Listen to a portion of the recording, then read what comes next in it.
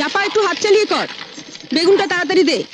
তোর মেজ দেওয়া ডালের সঙ্গে বেগুন ভাজা না পেলে মুখে ভাতই তুলতে চায় না। আজ তুই এসেছিস দেরি করে, জানিস তো সকালে সবাই স্কুলে যাবে, অফিসে যাবে। ডালটাও তো এখনো সাদলাসনি। আর একটা গ্যাস জ্বালা। আজ দীপা আবার বলেছে কুরকুরে আলু ভাজা চাই। আমি আলু কেটে দিচ্ছি, তুই কড়াটা চাপা। চাপাদি, ওর জন্য একটা মাছ ভাজা তুলে রেখেছ তো? না বাপু, ভুলে গেছি। বড় বৌদিও আজ আমাকে মনে করিয়ে দেয়নি। সব আমি ঝুলে দিয়ে দিয়েছি। অত তাড়া দিলে কি সব মনে থাকে? আর কটা দিন অপেক্ষা করো, পুজো আসছে। মা দুর্গার কাছ থেকে 8টা হাত আমি ধার চেয়ে নেব। উফ, তোমাদের বাড়িতে 10 হাত না হলে কাজ করা আমার সম্ভব হচ্ছে নি। সরো। ফাজলামো করিস না চাপা, তাহলে তো রাবণের কাছ থেকে তোকে 9টা মাথাও ধার নিতে হয়। 10টা মাথা না হলে সকলের সব